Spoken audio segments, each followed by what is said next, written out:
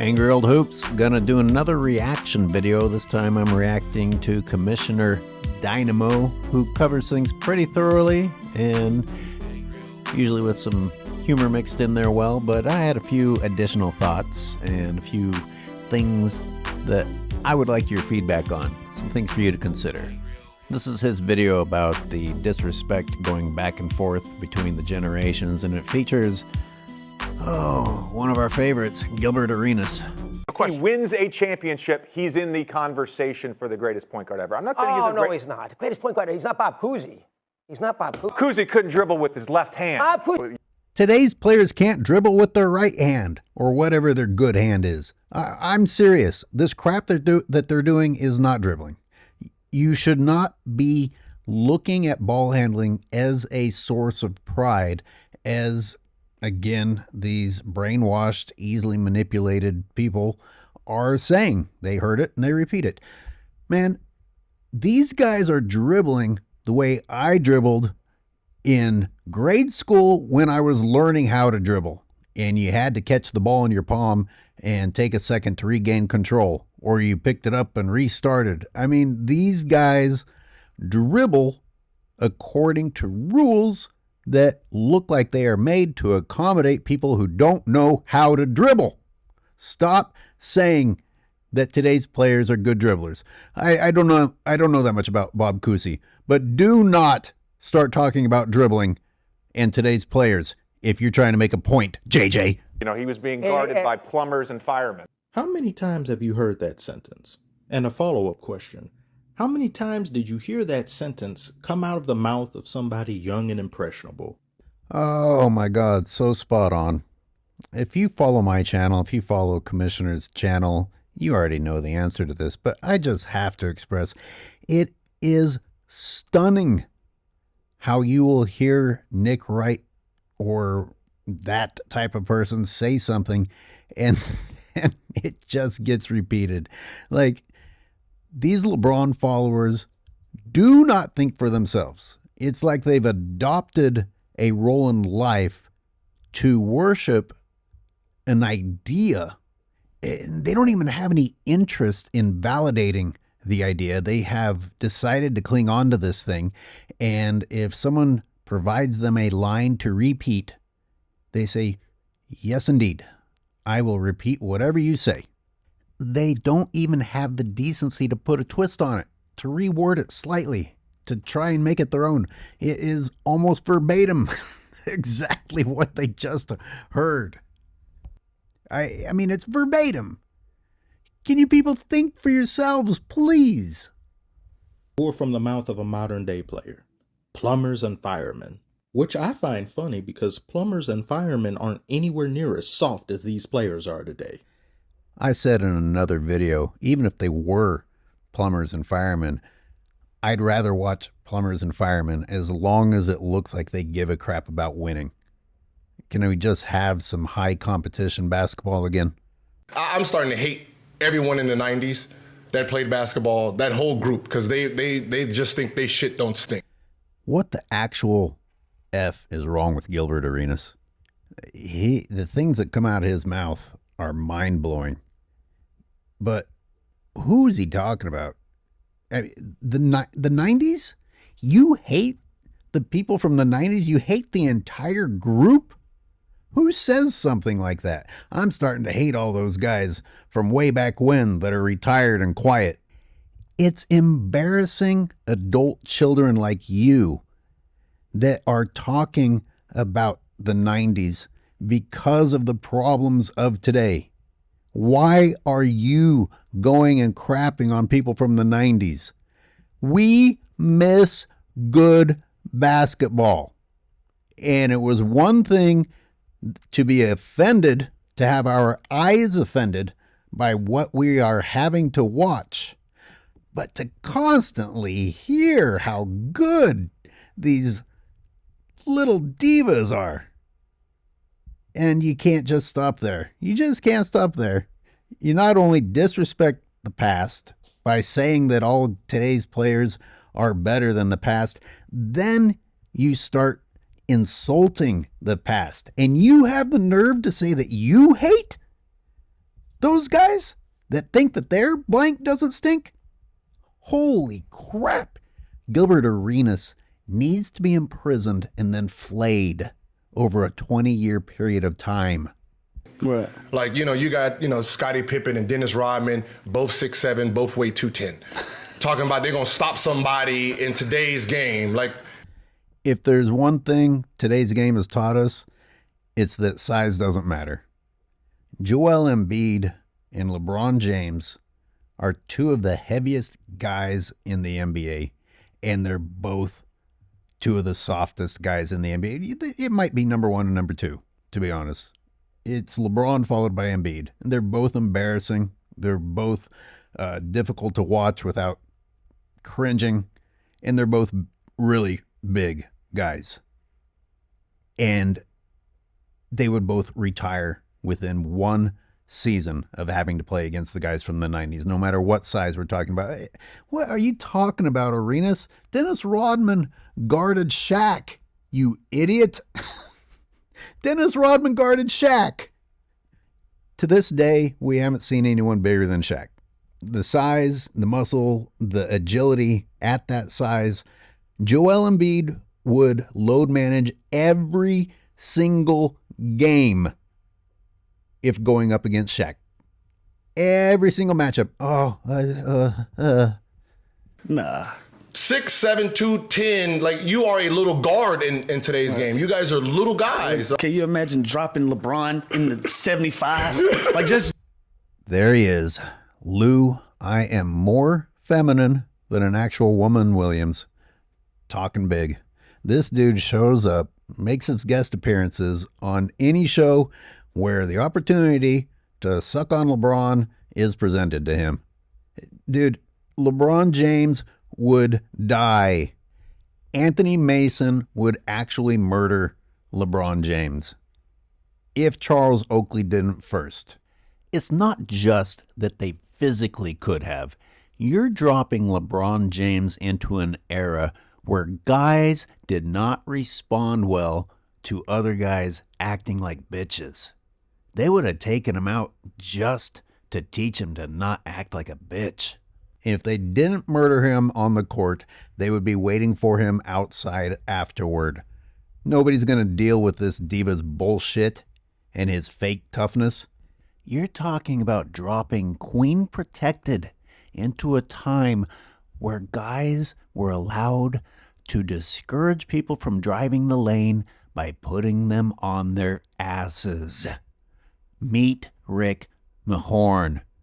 LeBron could weigh 400 pounds and it wouldn't matter because he doesn't want to face the confrontation. You think these guys that were enforcers wouldn't recognize that LeBron only tries to act tough when he's against smaller dudes? Like, that's a dinner bell for enforcers. Like, oh, we see what you're doing. We'll give you a taste.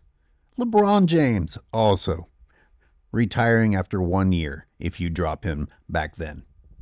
Drop LeBron now that you know in 70. Listen to Gilbert laughing like a mentally handicapped donkey. That you know. What is wrong with you, dude? Like you're big. Like either of you have any ground to talk about size or toughness at all. I just looked up his stats. Anthony Mason was 6'8", 250. And I didn't even realize he weighed that much. I was going to make a point that if LeBron James was way bigger, it wouldn't matter. Because LeBron James, I understand 6'9", 260 is a huge person. He doesn't want smoke. He doesn't want smoke. He wants to illegally use illegal offensive moves to run over people smaller than him and get to go to the free throw line. That is completely different than being able to handle real contact or not being afraid of a guy that isn't afraid of you. Let me tell you, nobody's going to be afraid of LeBron James in the 90s. They aren't even afraid of him now. Everybody's just playing this rule of, well, LeBron is who we chose and you guys all shut your mouths or we will end your careers. My point was, I'd take Anthony Mason if Anthony Mason weighed 190. I find out Anthony Davis was 250, 6'8". LeBron James, you are going to die shortly after you get dropped into the 90s. You realize that weight training was still relatively new and only like the really hardcore guys were getting into it and using it to their advantage? You know, we didn't even see the guys from back then in their full potential or even close. Not to mention they were still men, human beings with personalities that went out and had lives afterwards instead of slipping into their hyperbaric chambers or meeting with their nail salon investors. I was like, bro. That's just they just. There it was. Bro, I guess he had a great point. No sense in arguing anymore. He said, bruh. The killer debate term used by all these freaking idiots. Shut up with the bros already. It's like they forget evolution, so they're like, Holy God. Commissioner Dynamo, how dare you put out this video? I'm so angry. Hearing Gilbert Arenas talk about evolution. Oh my God. Most people don't even refer to evolution correctly. I know Gilbert doesn't understand evolution. And I used to waste time thinking about the fact that just because people got bigger and stronger doesn't mean they're better. But the more I watch the past games, I'm realizing that is all a lie too. They weren't smaller and they weren't less athletic. Those guys were freaking crazy. Why did it get accepted? Just because these guys claim that people are superior athletes now that it's true. It's just not. And none of y'all have seen another Shaq yet. So please stop talking about the evolution of the bigger players. well, this game's soft. They flop too much. What, are you saying that they don't? Can you really sit there and say they don't? This is why I can't do these reaction videos. The video plays for like 2 seconds and I have an entire monologue to say about it.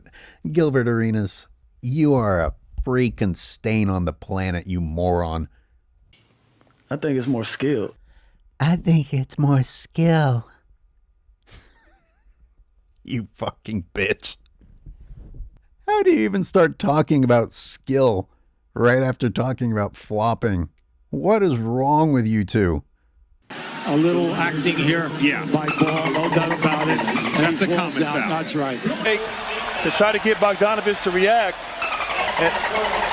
He got fouled. Well, you got to sell it. Oh, my God. Kamish puts too much effort into his editing for me to interrupt that little sequence. Had to let that one play. Understand rules, right?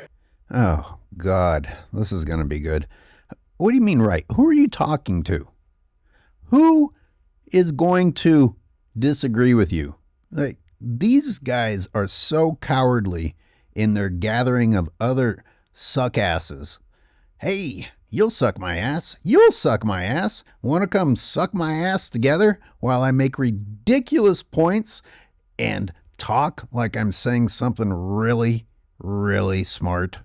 So if a player can get you in foul trouble because you're always out of place, that's a skill. Do not put emphasis at the end of that moronic statement. Oh, Gilbert. Oh, Gilbert. My God, give that oxygen back. Kill yourself and give back all the oxygen that you've been wasting since you found a career saying dumb things. My God, you piece of trash. You are complimenting a manipulation of a beautiful sport and calling it a skill. Let me tell you something. That means just about every soft-ass twat on every playground across the world is now skillful enough to be in the NBA because you have very emphatically declared that it's a skill.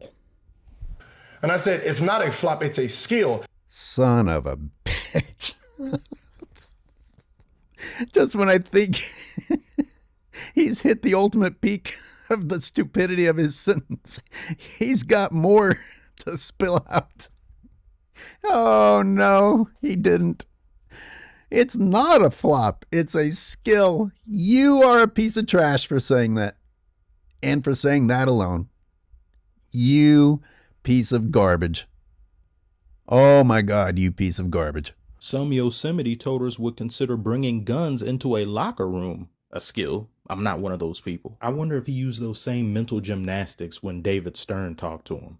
It's not a gun, it's a stick. Ja Arenas. Hola, soy Dora. Which one of these items don't belong in an NBA locker room? A jersey, a basketball, or a blicky? Oh, thank you, Commish, for bringing us back down with some humor because, man, Gilbert and his stupidity and his girlfriend Lou have really got me on the edge here. And again, I couldn't interrupt that editing bit right there. The man mass produces bad takes on an assembly line like Henry Ford. Yes, he does. And, God, is this a saving grace or not? I'm asking you a question because I thought it's not even possible to say as many dumb things and actually mean it and think it as Gilbert does. I mean, is he just embracing this as a new career and laughing about it inside? Is he like, wait until these guys hear the next stupid thing I say. They're going to go crazy. And I'm going to sit at home making money and laugh as I watch them all get angry about it. That's the only saving grace I could think of to bail Gilbert Arenas out of the realm of actual stupidity. But did he really enter a better realm when he's chosen a post-NBA career lying and being disrespectful and spreading stupidity? So which one is it, Gilbert? I want to know. Are you actually this dumb or just this gross? I believe NBA greats are the most disrespected greats out of any sport. Exactly. I just don't know other sports where they spend time crapping on the people that came before them. It's a weird thing to do. It's a weird thing to do. I don't hear NFL fans or NFL players talk anywhere near as bad as NBA players and fans talk of those who came before in the older generation. Is that because people still enjoy the NFL overall? I mean, of course they're getting to be kind of divas and paid a lot, and there's a lot of drama, and the officiating is getting a little bit excruciatingly complicated, but it hasn't fallen off the way that the NBA has. I mean, they haven't decided that you're allowed to drop the ball and pick it up a few times because receivers can't catch the ball anymore. I mean, that's basically what's happened to the NBA. They're just letting things slide because people can't perform on the level that NBA players used to. I think that's mostly due to the fact that everybody just kind of knows, and it goes without saying, the sport was far more brutal and tough back then. Yeah, it could be that too. These look like clips from NFL Crunch Course. Anybody remember that? I was in 7th grade, I think, when that came out. Holy crap, that would get us fired up. Going into games on Friday night, we would watch these guys massacre each other. And we watched that tape for years. And yes, I am talking about VHS tape. That's actually what we stuck in the machine and watched before going out on the field. But these guys were allowed to tape weapons to their bodies and launch themselves at other helpless human beings that weren't expecting them to come. Clotheslining was completely legal, no matter who it was, even the quarterback. And a lot of people could not play to the ages that they can play now in the NFL because it was just simply impossible with how you were getting hit back then. You guys, I'm hoping, have watched my videos where I just go off on the longevity thing and this idea that we owe these athletes 20-year careers making absurd amounts of money over that entire time. And there's a difference between what's happening in the NBA and what's happening in the NFL. You know, some protection, sure. I mean, some of the things that these NFL players were going through was pretty crazy. It was criminal. But the NBA is on a level where these guys are basically muscular joggers going up and down the court, and they're going to be able to do it forever. And it has made the sport worse. Now, some people will argue that softening football has made it worse, and in some ways it has. I mean, it's fun to see really big hits. But then again, just decapitating a defenseless receiver, there's some pretty good arguments to be made that you don't need that. There's plenty of violence in football without just murdering someone whose arms are over his head, rib cage exposed, and you are going full speed into his organs. That sort of a rule change does not compare to whatever's happening in the NBA. I don't even know how to describe it. Baseball probably respects its pioneers more so than most sports, at least to my understanding in the West. I don't follow hockey like that, but I've been friends with people who are big hockey fans, and I seldom heard any mention or iota of disrespect when it came to previous generations of players. It's only unique primarily to basketball, even globally when I think of football or hand egg. I don't hear people talking bad about Pele. I don't hear people talking bad about Maradona or anybody. It feels like this level of disrespect and indifference is unique to basketball. Not saying that this doesn't exist in any other sport, but I think it exists in volumes, in heaps and bundles, no less. I am interrupting now just to say that I couldn't interrupt to disagree with any of that. That was great. In the NBA. And it seems almost a given when one generation of basketball passes on to another, the current will shit on the previous, and vice versa. Your average NBA fan considers anything that took place prior to 1980 as FUBAR. It's as if the league didn't exist then. And you have people with TikTok accounts and social media platforms all over the place saying, this player of right now would cook this player, or this player if you drop them back there, just like what Lou Williams said. Because they give so much in the way of courtesy to the player that they then drop in the past. But the past players don't get anything. And you saw a lot of these brain rot arguments arise with that we done with the 90s trend. Yeah, you really saw an eruption of people who did not care at all whether there was context or evidence, and just said, oh, good, you're giving me bad things to say about an era that makes my king look bad. And they just ran with it. I never felt the need to crap on the earlier parts of the 80s in order to lift Michael, or as Michael continued into the 90s, to crap on a previous era. And even when Michael retired, I was just interested in trying to continue enjoying basketball. I mean, of course, people missed Michael, but man, we still had some good years. We still had some good years and some players that were willing to try to continue. And my God, did things start falling apart.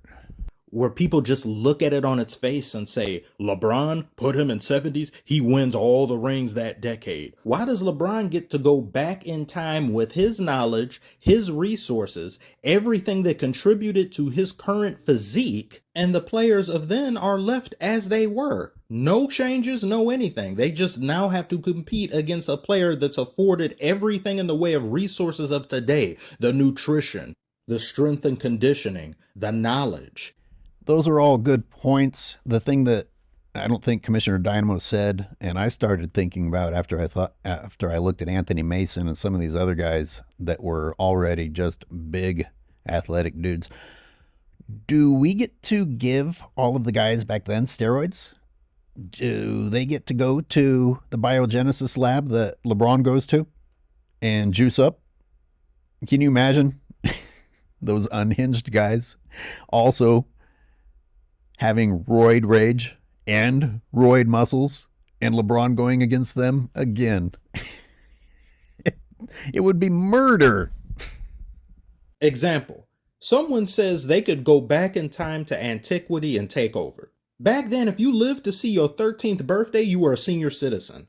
I'd expect you to be able to do that. You may not be taking any physical items with you, but you're going back in time with, I don't know, the knowledge of today. You're going back in time with the luxuries afforded to you by today's healthcare. You're going back in time with the ability to not die by a splinter.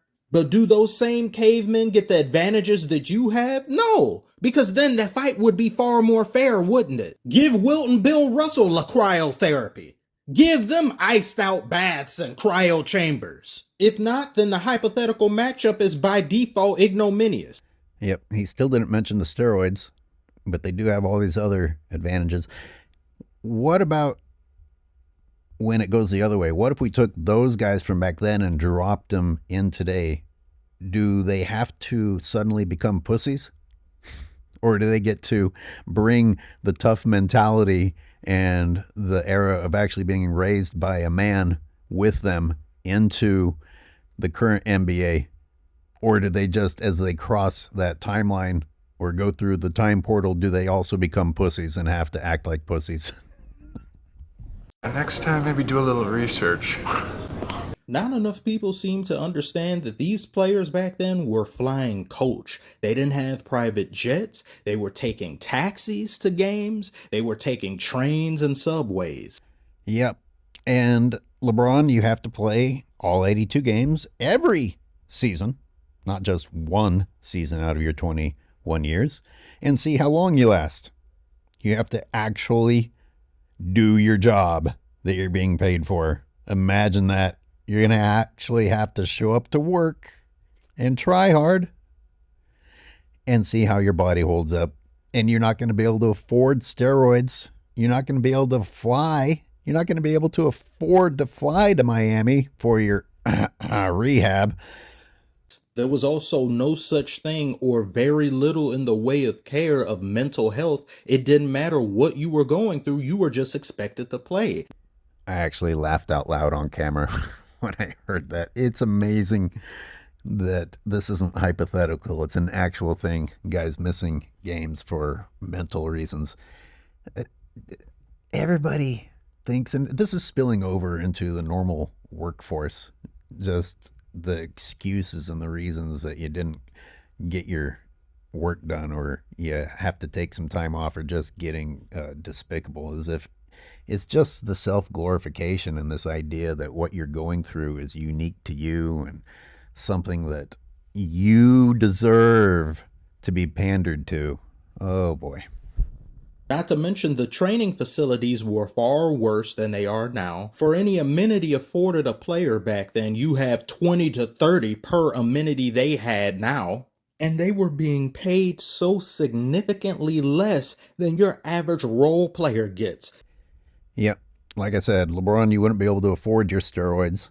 But, man, at least when those guys weren't getting paid as much, we didn't have to suffer through watching people waste money in the crazy ways that they are. I mean, these guys, everybody's so happy that players are getting paid so much. Yes, it's so wonderful because they do such great things with that money. You know, we didn't have to watch Wilt Chamberlain brag that he only wore the same clothes once in his life and he just threw everything out because he has that much money to blow.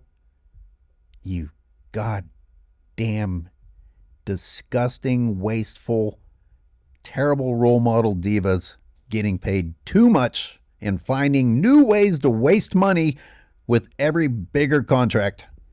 Tobias Harris made more money in his career thus far than the entire league combined for certain years and stretches of decades. If you do that time travel scenario, all of those players there are at a disadvantage, no matter how good they were. No one tries to balance it out. Nobody tries to come up with a logical argument or think about these things because they just want the player they really like to be able to win, and they want to shit on the player they don't care about. That's horrifically accurate. because that was so old back then. Barely anyone's playing. And nobody's going to sit here and pretend like every player back then was amazing and had tons of skill and they could do so much damage to the players of now. It's hard not to think about Wilt just because of his height, his length, the fact that he played multiple sports. You got that footage of him doing track and field, and he benched around 500 pounds. The thing is, back then, dunking was kind of looked down on. Dunking had to work its way into the NBA because the basketball purists didn't really think that was well, they didn't think it was pure basketball.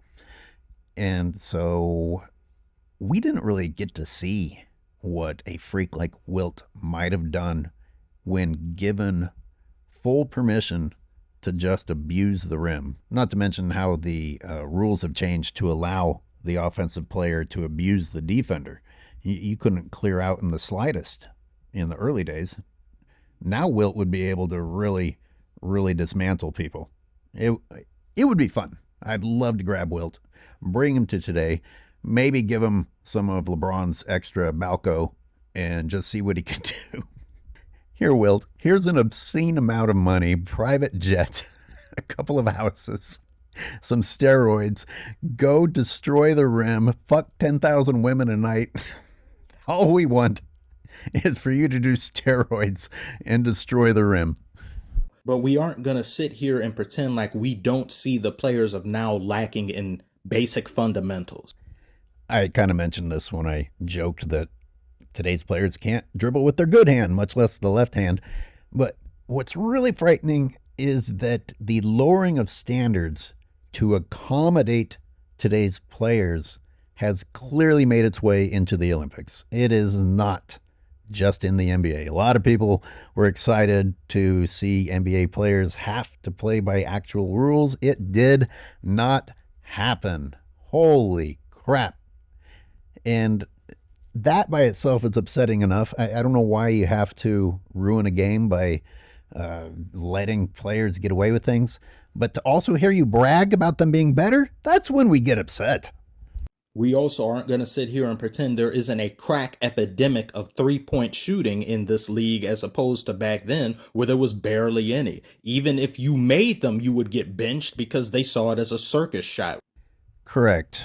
I mentioned in some of my other videos the book Spaced Out, which talks about the evolution of the game of basketball. And it definitely talks about the three-point shot not being accepted. Just like I said, even dunking was not accepted. Showboating or whatever it is, whatever the reason was. It doesn't even matter what the reason was. What matters is that the reality is that you weren't supposed to play the game that way back then. So of course people didn't play it the way that they play it now. It was just a completely different game, different rules, different time. So for you to put a player of now back then, you got to contextualize this hypothetical matchup.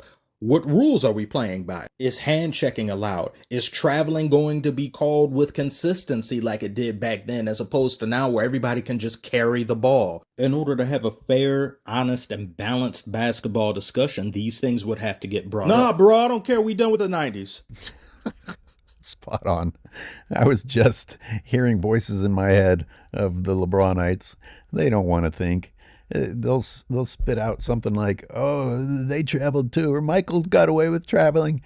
And I got to tell you, I'm sure he did, but the games I'm watching when he gets called for traveling, it's a stutter step. Like maybe he takes a step too fast before putting the ball on the ground. It does not compare to what these guys are getting away with today. I mean, you want to compare Michael maybe getting away with dragging a foot or taking half an extra step to 7 steps that Anthony Edwards just did, not in the NBA, but in the Olympics? Come on. You can't talk to those people without losing IQ, but I can't sit here and pretend as though these individuals themselves aren't being reactionary to what some of the proverbial old heads have been saying for generations. No matter who steps foot into the league, no matter what talent they dazzle us with, oh my, look at that, never seen that. I've seen that before. That's old. Back in my day, so-and-so could do that. I could do that. I used to do that in a YMCA. I used to do that. It breeds resentment, anger, frustration. So both generations clash, and they can't have meaningful discussions without getting toxic about one another. I do think that's been a long-standing problem, and you wouldn't have had such a disrespectful, brain-dead movement and we done with the 80s and 90s if not for the old heads constantly looking down on the new talent. If people are bashing back and forth, of course it's toxic, but I'm questioning the timeline here. I don't know if Kamish will actually watch this, but I would like an answer. You really think that this was reactionary by modern fans and modern players to being looked down on?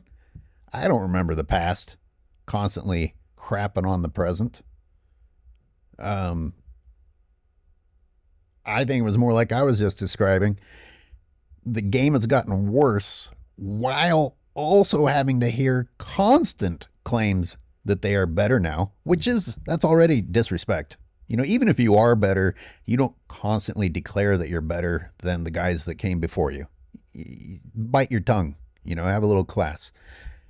So if old heads did in fact start finally saying something, it's because of that. It's not that old heads were just walking around being assholes for no reason. Consider MJ as the ultimate example. I mean, he's still being attacked constantly and rather disgustingly by all of these people. He hasn't said a damn thing, and I love it. And you only have a handful of the older guys that have finally spoken out and finally been like, no, hold on, enough is enough. John Stockton finally said something, and